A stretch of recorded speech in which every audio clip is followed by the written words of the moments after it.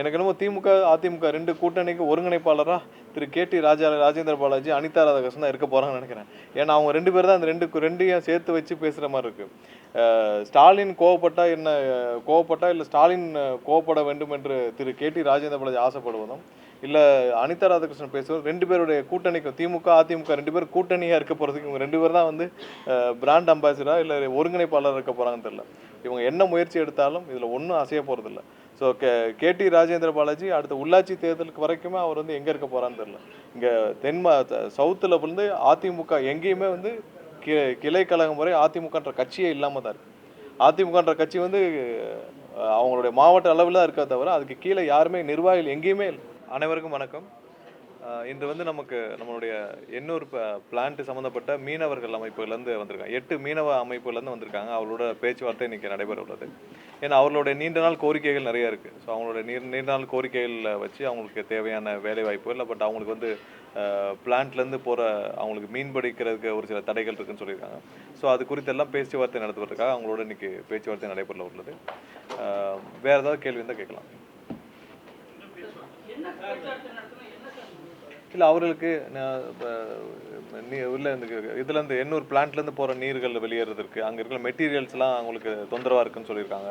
வேலை வாய்ப்புகள் கேட்டுட்ருக்காங்க. ஸோ அதனால் நிறைய நீண்ட நாள் கோரிக்கைகள் இருக்குது. ஸோ அதெல்லாம் சேர்த்து உள்ளடக்கிய பேச்சுவார்த்தைகள் நடைபெறும். ஆமாம், வடசேனை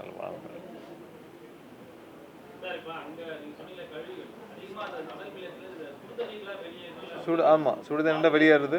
அந்த தண்ணீர்களால் அவங்களுக்கு வர பிரச்சனைகள். ஸோ அவங்களுக்கு மீன்பிடி தடை இல்லாமல் போகணும்னு சொல்லியிருக்காங்க. ஸோ இதெல்லாம் உள்ளடக்கிய பேச்சுவார்த்தை இப்போ கொஞ்சம் நேரத்தில் நடைபெற உள்ளது. சரி, இப்போ தான் அவங்களுடைய கோரிக்கையை அவங்க நேரடியாக வர சொல்லி பேச்சுவார்த்தை நடத்த போகிறோம். ஸோ நடத்திட்டு அவங்களுக்கு தேவையான சுமூகமாக அவங்களுக்கு ஏன்னா மீனவர்களுக்கு எந்த பாதிப்பும் இல்லாமல் அவங்களுக்கு மீன் பிடிக்கிறதுக்கான இதையும் செய்து கொடுக்கணும். அதே நேரத்தில் நம்மளுடைய பிளான்ட் சம்மந்தமாக என்னென்ன செய்ய போகிறோம், அவங்களுக்கு என்னென்ன குறைகள் இருக்குன்னு கேட்டுக்கிட்டு அவங்களுக்கு தேவையானவற்றை நம்ம செய்து கொடுக்க போகிறோம். இல்லை, இன்னும் போட வேண்டிய அவசியம் வரும். பட் இனிமேல் தான் அதுக்கான திட்டங்கள் இருக்கும். போட்டால் எல்லா பிளான்ட்லேயும் போட வேண்டிய அவசியம் இருக்கும். ஸோ இனிமேல் தான் அதுக்கான திட்டமிடலாம் செய்ய வேண்டியது. இல்லை, மேண்டேட்ரின்னு சொல்ல முடியாது. பட் போட வேண்டிய சூழ்நிலை ஏற்படும், போட வேண்டிய கட்டாயம் ஏற்படும்.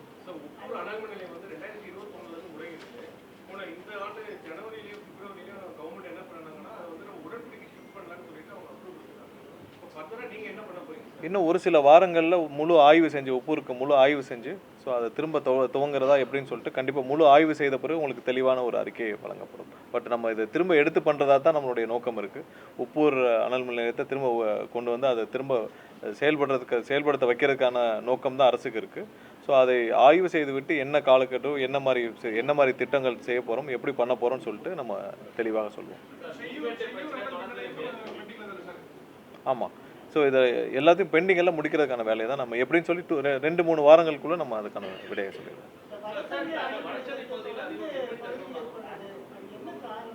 இல்லை, சிட்டிக்குள்ளே நடக்கிற மேக்ஸிமம் உங்களுக்கு நடக்கிற இன்ட்ரப்ஷன் எல்லாமே வந்து இந்த கேபிள் கட்டுனால தான் நடக்குது. ஸோ அந்த கேபிள் கட்டுக்கான நடக்கிறது வந்து உங்களுக்கு அங்கங்கே கான்ட்ராக்டர்ஸு நம்ம கார்பரேஷன் நடக்கிற வேலைப்பாடுகள்னால தோற்றுறது தான். மற்றபடி வேறு எந்த பெரிய மேஜர் இஷ்யூஸும் இல்லை. மற்றபடி அங்கங்கே இருக்கிற ஒவ்வொரு ஏரியாவிலும் நம்ம கான்ட்ராக்ட் எம்ப்ளாயிஸ் வச்சு நம்ம சரி பண்ணிகிட்டு இருக்கோம். மற்றபடி சிட்டிக்குள்ளே வேறு மேஜர் இஷ்யூ எதுவும் இல்லை. பட் இப்போ இந்த லாஸ்ட் 1 வீக்காக நமக்கு வந்து டெம்பரேச்சர் அதிகமாக இருக்குது. ஸோ அதனால நம்மளுடைய தேவையும் அதிகமாக இருக்குது.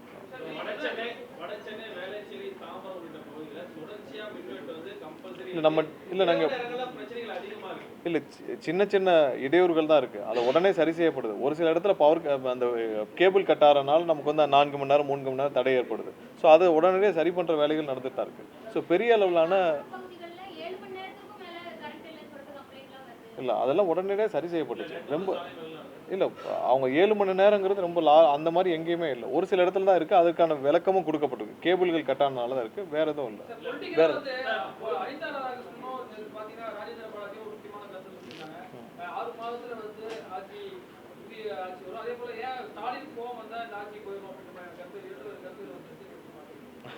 எனக்கு என்னமோ திமுக, அதிமுக 2 கூட்டணிக்கு ஒருங்கிணைப்பாளராக திரு கே.டி. ராஜேந்திர பாலாஜி, அனிதா ராதாகிருஷ்ணன் தான் இருக்க போகிறாங்கன்னு நினைக்கிறேன். ஏன்னா அவங்க 2 பேர் தான் அந்த 2யும் சேர்த்து வச்சு பேசுகிற மாதிரி இருக்குது. ஸ்டாலின் கோவப்பட்டா இல்லை ஸ்டாலின் கோவப்பட வேண்டும் என்று திரு கே.டி. ராஜேந்திர பாலாஜி ஆசைப்படுவதும், இல்லை அனிதா ராதாகிருஷ்ணன் பேசுவது 2 பேருடைய கூட்டணிக்கும் திமுக அதிமுக 2 பேர் கூட்டணியாக இருக்க போகிறதுக்கு இவங்க 2 பேர் தான் வந்து பிராண்ட் அம்பாசிடரா இல்லை ஒருங்கிணைப்பாளர் இருக்க போகிறாங்கன்னு தெரியல. இவங்க என்ன முயற்சி எடுத்தாலும் இதில் ஒன்றும் அசைய போகிறதில்ல. ஸோ கேடி ராஜேந்திர பாலாஜி அடுத்த உள்ளாட்சி தேர்தலுக்கு வரைக்குமே அவர் வந்து எங்கே இருக்க போகிறான்னு தெரியல. இங்கே சவுத்தில் வந்து அதிமுக எங்கேயுமே வந்து கிளை கழகம் முறை அதிமுகன்ற கட்சியே இல்லாமல் தான் இருக்குது. அதிமுகன்ற கட்சி வந்து அவங்களுடைய மாவட்ட அளவில் தான் இருக்கா தவிர அதுக்கு கீழே யாருமே நிர்வாகிகள் எங்கேயுமே இல்லை. தென் மாநிலங்களில் எங்கேயுமே தென் மாவட்டங்களில் எங்கேயுமே இல்லை. ஸோ அந்த சூழ்நிலை தான் இருக்குது. வேறு எங்கேயுமே உங்களுக்கு கட்சியில் என்ன செய்யறதுன்னு தெரியாமல் ஒவ்வொரு முன்னாள் அமைச்சர்களும் ஒவ்வொரு மேடையை போட்டு ஒரு 10 பேரை வச்சுக்கிட்டு என்ன பேசணும்னு தெரியாமல் ஒவ்வொருத்தரும் பேசிகிட்டு இருக்காங்க. அவங்க பேசுகிறது அவங்களுக்கே புரிஞ்சு பேசுகிறாங்கன்னு தெரியல. ஒவ்வொருத்தரும் நேற்று பார்த்தீங்கன்னா எல்லா முன்னாள் அமைச்சர்களும் சேர்ந்து ஆளுக்கு ஒன்று பேசிகிட்டு இருக்காங்க. ஸோ அவங்க தெரிஞ்சு தான் பேசுகிறாங்களா தெரியாமல் பேசுகிறாங்கன்னு தெரியல. ஸோ அவங்கெல்லாம் ஒருத்தர் சொல்கிறாரு மோடியை கூட்டிகிட்டு வந்து இல்லை பாரதிய ஜனதா கட்சி பார்த்துக்கோங்கன்னு சொல்கிறாரு. ஸோ அவங்க பாரதிய ஜனதா கட்சி பார்த்துக்கணும்னு சொல்கிறதுக்கு அதிமுகன்ற ஒரு கட்சி இருக்குது. ஸோ அவங்க வந்து எடப்பாடின்ற ஒருத்தர் வந்து கட்சியில் இருக்காரானே அவங்களுக்கு ஞாபகம் இல்லை. அந்த கட்சிக்கு ஒரு பொதுச்செயலாளர் இருக்கான்றதே அவங்க கட்சியில் யாருக்கும் நம்பிக்கை இல்லை. அதனால் ஆளாளுக்கு ஒரு சைடில் வச்சு ஒருத்தர் ஸ்டாலின் வரணும்னு நினைக்கிறாரு, இன்னொருத்தர் பாரதிய ஜனதா கட்சி பார்த்துக்குன்னு சொல்கிறாரு. அப்போ அதிமுகன்ற கட்சியில் இருக்காரா இல்லை அந்த கட்சிக்கு ஒரு பொதுச்செயலாளர் இருக்கான்றது அவங்க கட்சியில் இருக்கவங்களுக்கே தெரியாமல் தான் இருக்குது.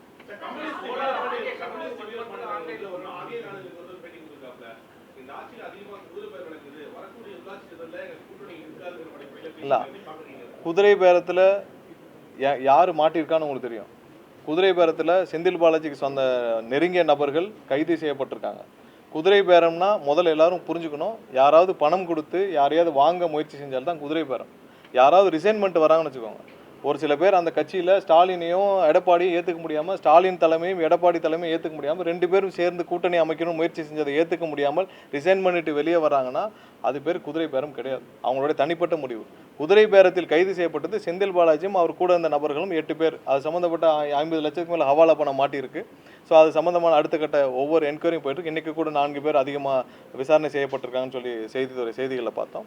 குதிரை பேரம்னா எல்லாரும் புரிஞ்சுக்கணும், யாராவது காசு கொடுத்து வாங்க முயற்சி செய்தால்தான் குதிரை பேரம். யாராவது வந்து ரிசைன்மெண்ட் வராங்கன்னா யாரையும் இங்கே நாங்கள் அழைக்கவில்லை, யாரையும் வந்து நீங்கள் வாங்கன்னு சொல்லவில்லை. அந்தந்த தலைமையில் எடப்பாடியும் ஸ்டாலினையும் நம்பாமல் வெளியில் வர்றவங்களுக்கு நம்ம வெளியில் வந்து ரிசைன்மெண்ட் வரவங்களுக்கு என்ன ஆப்ஷன் இருக்கும்? அவங்க வந்து கட்சியில் சேர்றவங்களும் யாரும் சேர முடியாதுன்னு சொல்லுங்க. இல்லை அவர் எந்த எண்ணத்தில் சொன்னார்னு தெரியல. குதிரை பேரம்ன்றது வந்து கண்டிப்பாக அவர் வந்து ஒருவேளை செந்தில் பாலாஜியோடைய நெருங்கிய நபர்கள் இப்போ மாட்டியிருக்காங்களே அதை கூட அவர் மைண்டில் வச்சு சொல்லியிருக்கலாம். நாங்கள் அது என்னன்னு தெரிஞ்சுக்கிறோம். பட் அவர் சொன்னதா இதாக தான் இருக்கும்.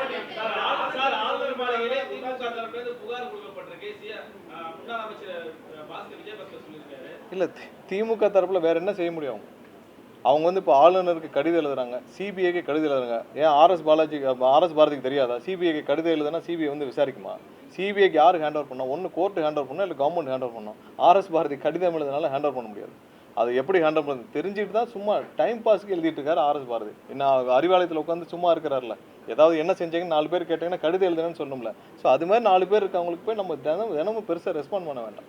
சிபிஐக்கு கடிதம் எழுதுறா ஆர்எஸ் பாரதிக்கு தெரியுமில்ல சிபிஐ எப்படி டேக் ஓவர் பண்ணுவாங்க. சிபிஐ இங்கே வந்து டேக் ஓவர் பண்ணக்கூடாது, அவங்க தானே சட்டம் கொண்டு வந்தாங்க, அவங்க தானே பாஸ் பண்ணாங்க. ஆர்எஸ் பாரதி தெரியாதா சிபிஐ எப்படி டேக் ஓவர் பண்ணுவாங்க, இல்லை யார் ஹேண்ட் ஓவர் பண்ணணும் சிபிஐக்குன்னு சொல்லிட்டு? அப்புறம் சிபிஐ கடிதம் எழுதுறாரு, அந்த கடிதம் என்ன ஆகும்னு சிபிஐக்கு தெரியாதா? ஸோ அதனால் இது மாதிரி ஒரு 4 பேர் இருக்காங்க அறிவாலயத்தில். ஸோ சும்மா இருக்கிறதுனால ஏதாவது எழுதுவாங்க, அதை நம்ம பெருசாக எடுத்துக்கவே வேண்டாம். இல்லை கவர்னர் என்ன செஞ்சிருவார்? கவர்னர்கிட்ட போய் இவங்க கொடுக்குறாங்க. கவர்னருக்கு எல்லாமே தெரியும்ல. இதே இதில் செந்தில் பாலாஜியும் அவர் சம்மந்தப்பட்ட ஆட்களும் பர்ச்சேஸ் பண்ண 8 பேர் அரெஸ்ட் பண்ணாங்களே, அது தெரியாதா இருக்கும்? ஸோ கண்டிப்பாக இங்கே வந்து என்ன நடக்குதுன்னு எல்லாருக்கும் தெரியும், மக்களுக்கு தெரியும், எல்லாருக்கும் தெரியும். யார் பர்ச்சேஸ் பண்ண முயற்சி செஞ்சாங்க தெரியும், யார் இங்கே வந்து விலைக்கு வாங்க எங்களுடைய எம்எல்ஏக்களை விலைக்கு வாங்க முயற்சி செஞ்சாங்க தெரியும். இப்போ வரைக்கும் சொல்கிறோம் அந்த முயற்சியில் தான் இருக்காங்க.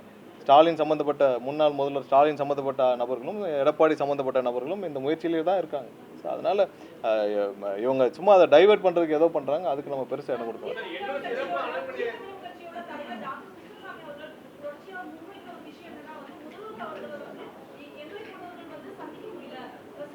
இல்லை இன்னைக்கு அதிகபட்சம் இன்னைக்கு தலைமைச் செயலகத்திலேருந்து எல்லாரையும் சந்திக்கிற ஒரே முதல்வர் எனக்கு தெரிஞ்சு நம்மளுடைய முதல்வர் மட்டும்தான். இதுக்கு முன்னாடி எல்லாரும் தலைமைச் செயலகத்தில் ஒரு மணி நேரம் வருவாங்க, ஏதாவது நிகழ்ச்சியை தொடங்கி வச்சுட்டு போயிடுவாங்க. அதிகபட்சம் காலையில் 9 மணிலேருந்து சாயந்தரம் 5 மணி 6 மணி வரைக்கும் தலைமைச் செயலகத்தில் எல்லாரையும் சந்திக்கிறார்.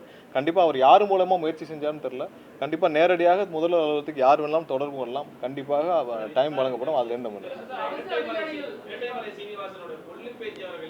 அவர் முதலமைச்சராக பொறுப்பெடுத்து இது வரைக்கும் சந்திக்க முயற்சிக்கிறேன், எனக்கு இது வரைக்கும் அப்பாயின்மெண்ட் கிடைக்கல, சென்னை இல்லை அதான் சொல்கிறேன்னே, நீங்கள் எல்லாம் பத்திரிக்கையாளர் இருக்கீங்க, யார் மூலயமா அப்ரோச் பண்ணால் முதல்வர் அலுவலகத்துக்கு தொடர்பு கொண்டா அப்பாயின்மெண்ட் கிடைக்கும்னு தெரியும்.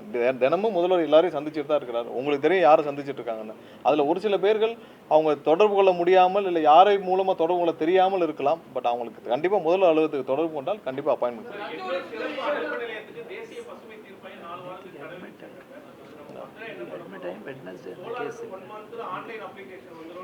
ஆமாம் சார், இன்னும் ஒரு 2 வாரத்தில் நம்ம அந்த சோலார் ஆன்லைன் அப்ளிகேஷன்ஸ்க்குள்ள நம்ம ஒரு சொல்யூஷன் நம்ம அனௌன்ஸ் பண்ணிவிடும். ஏன்னா அதில் பாலிசி டிஃபைன் பண்ணாமல் இருக்கும். நம்ம பேட்டரி ஸ்டோருக்கு பாலிசி டிஃபைன் பண்ணாமல் இருக்கும். மற்றபடி எக்ஸிஸ்டிங் சோலார் அப்ளிகேஷன்ஸ் எல்லாம் நம்ம கொடுக்க ஆரம்பிச்சிட்டோம். ஏன்னா எங்கெங்கெல்லாம் லோட் ஃப்ளோ ஸ்டடி பண்ணியிருக்காங்க அங்கெல்லாம் லோடு அவைலபிளாக இருக்கா இல்லை எல்லாம் இருக்கா. ஏன்னா முன்னாடி நிறைய அப்ளிகேஷன்ஸு கொடுத்து வச்சுருந்தாங்க. அதெல்லாம் லோட் ஃப்ளோ ஸ்டடி கிளியராக பண்ணி எங்கெங்கெல்லாம் அவைலபிள் இருக்கோ அதுக்கு தக்கன கொடுக்க ஆரம்பிச்சிட்டாங்க.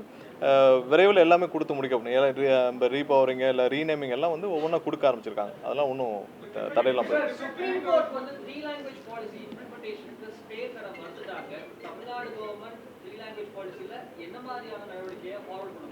இல்லை. நம்ம என்ன கடைபிடிச்சிட்டு இருக்கிறோமோ, நம்ம அதை என்ன 2 லாங்குவேஜ் நம்ம என்ன கடைபிடிச்சிட்டு இருக்கோமோ அதில் எந்த மாற்றமும் இருக்காது. ஸோ அது சம்மந்தமாக சட்டப்பூர்வமாக என்ன செய்யணுமோ அது அந்த முன்னெடுப்பை செய்வோம் சார். நம்ம பாலிசியில் எந்த சேஞ்சஸ் இருக்காது.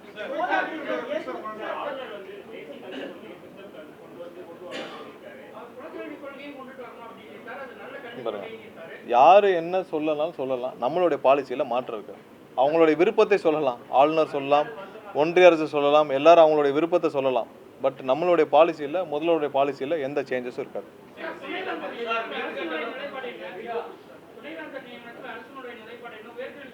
சரி, உங்கள் எல்லாருக்கும் தெரியும் துணைவேந்தருடைய நியமனத்தில் கோர்ட்லேயும் பெண்டிங் இருக்குது. இது எல்லாமே கவர்னர்ட்டையும் பெண்டிங் இருக்குது. சட்டப்பூர்வமாக நம்ம அதை வந்து ஹைகோர்ட்லேயும் பேசிகிட்டு இருக்கோம். கண்டிப்பாக இப்போ வந்து 5 பேர் கொண்ட குழுவை நம்ம ப்ரொப்போஸ் பண்ணியிருக்கோம். இதில் ஏதாவது முடிவுகள் வந்தால் உடனடியாக நியமிக்கப்படும். நம்ம இதுக்கெல்லாம் ஒரு பீஸ்ஃபுல்லாக ஒரு சொல்யூஷன் வரணும்னு தான் நம்ம எல்லாம் முயற்சி செஞ்சுட்ருக்கோம். ஏன்னா வர ஜனவரி மாதத்தில் எல்லா யூனிவர்சிட்டிலையும் துணைவேந்தர் இல்லாத ஒரு நிலைமை ஏற்படும்.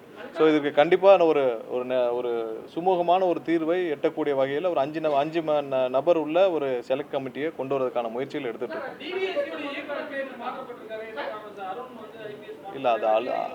இல்லை அது முதல்வர் அலுவலகம் சம்மந்தப்பட்ட விஷயம். வேறு இல்லை, அதற்கான முயற்சிகள் நடந்துகிட்ருக்கு. ஃபைனலைஸ் ஆனோன்னு சொல்கிறோம். ஸோ அந்த மாதிரியான முயற்சிகள் நடந்து துணைவேந்தர் நியமிக்கப்பட்டு இந்த அனைத்து நம்மளுடைய யூனிவர்சிட்டியெல்லாம் சீரமைக்கப்படணும். நிறைய பெண்டிங் போஸ்ட் இருக்குது, நிறைய பேர் கான்வெகேஷன் நடக்காமல் இருக்குது, நிறைய பல வருஷங்களாக எல்லாம் பெண்டிங் இருக்குது. இது சீரமைக்க வேண்டும் என்று கேட்டுக்கிறேன்.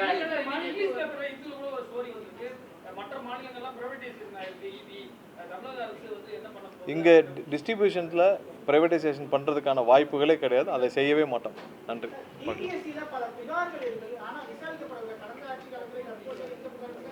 எல்லா புகார்களும் பழைய ஆட்சியில் எப்படி ஹேண்டில் பண்ணாலும் உங்களுக்கு தெரியும். அவங்க வந்து சொல்லுவாங்க, செய்ய மாட்டாங்க. பட் இந்த ஆட்சியில் என்னென்ன புகார்கள் இருக்கோ அனைத்திற்கும் விரைவாக நடவடிக்கை எடுக்கப்படும்.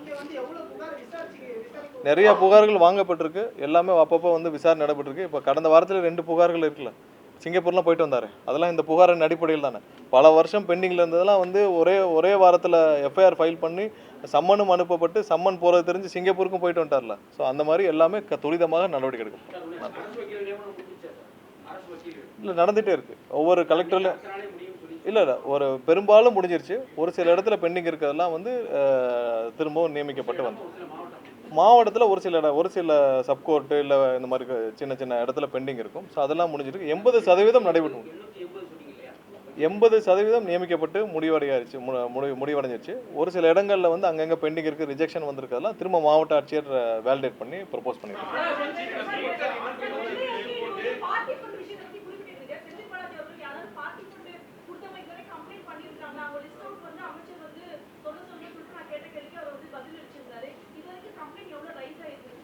இல்லை, என்கிட்டே ஒரு கம்ப்ளைண்ட் வந்துச்சு. பார்ட்டி ஃபண்டு சோலாருக்கு பார்ட்டி ஃபண்ட் வாங்கினதா என்கிட்டே ஒரு கம்ப்ளைண்ட் வந்துச்சு. ஒரு மெகாவாட்டுக்கு 25 லட்ச ரூபா கேட்டாங்கன்னு சொல்லி என்கிட்டே கம்ப்ளைண்ட் வந்துச்சு. அந்த கம்ப்ளைண்ட்டை நானே வந்து கமிஷனருக்கு ஃபார்வர்ட் பண்ணி விட்டுருக்கேன். ஸோ பார்ட்டி ஃபண்ட் எங்கே வாங்கினாங்கன்னு மக்களுக்கு நல்லா தெரியும். எந்தெந்த டிபார்ட்மெண்ட்டில் வாங்கினாங்க, எதில் வாங்கினாங்க.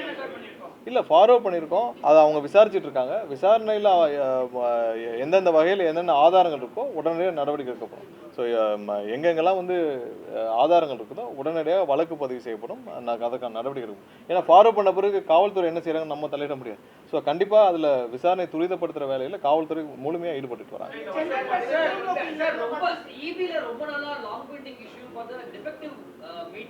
அதை பத்தி நம்ம என்ன பண்ண போறோம், அடுத்த நடவடிக்கை என்ன, திருப்பி procurement டாஸ்க் பண்ண போறோமா, இல்லை ப்ரொக்யூர்மெண்ட்ஸு கண்டிப்பாக ரெகுலராக நடந்துகிட்டே இருக்குது. மீட்டர் ப்ரொக்யூர்மெண்ட் நடந்துகிட்டே தான் இருக்குது. ஸோ டிலே இன்ஸ்டலேஷனில் டிலே இருக்குது. ஏன்னா அதில் நமக்கு இங்கே பற்றாக்குறை இருக்குது, எம்ப்ளாயீஸ் பற்றாக்குறை இருக்குது. ஸோ ரெக்டிஃபை பண்ணப்பட்டு சீக்கிரம் அதை செய்யப்படும். இந்த 15,000 பேர் ரெக்ரூட்மெண்ட் கவர்மெண்ட் ஜியோ கொடுத்துட்டாங்க.